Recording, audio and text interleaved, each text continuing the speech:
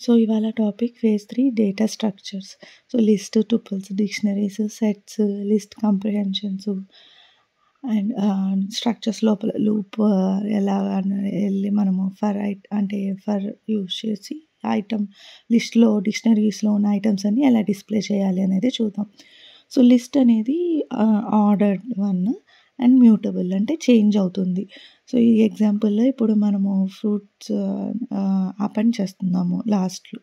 So grapes అనేది display అవుతది ఇలా ఫ్రూట్స్ అని ప్రింట్ చేస్తే apple, banana, mango and grapes అని display. So we can change చేయొచ్చు.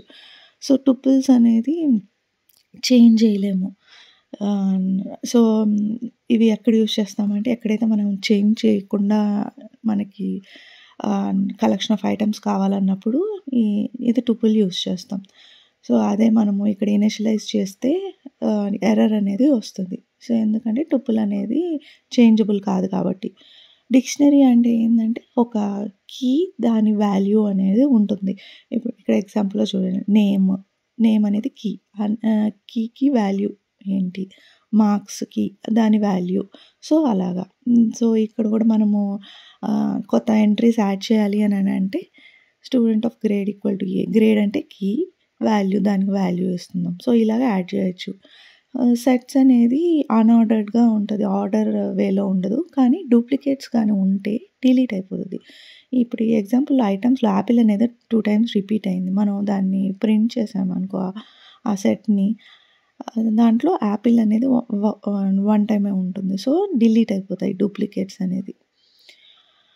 సో నెక్స్ట్ లిస్ట్ కాంప్రిహెన్షన్ అంటే ఫర్ లూప్ నార్మల్‌గా ఫర్ ఎక్స్ ఇన్ రేంజ్ అని చెప్పిచ్చి దాని తర్వాత ఏవైతే కాలిక్యులేషన్ ఉంటుందో అది పెడతాం.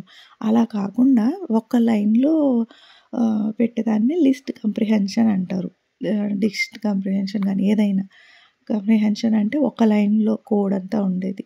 సో ఏదైతే మనం కాలిక్యులేషన్ కానీ అవి ఫస్ట్ పెట్టి దాని తర్వాత ఫర్ అని చెప్పి ఆ ఇన్పుట్ అనేది మనం ఇస్తాం. So next looping through structures అంటే ఇప్పుడు లిస్ట్‌లో ఫ్రూట్స్ నేమ్స్ అన్నీ ఉన్నాయి. ఇవన్నీ మనకి యాపిల్, బనానా, మ్యాంగో అని ఒక లైన్‌లో డిస్‌ప్లే అవ్వాలా. సో అలా డిస్‌ప్లే అవ్వాలన్నప్పుడు ఫర్ లూప్ యూజ్ చేసి ప్రింట్ చేస్తే అలా డిస్‌ప్లే అవుతుంది.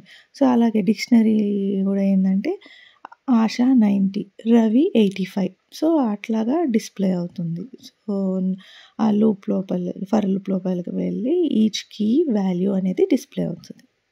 Thank you.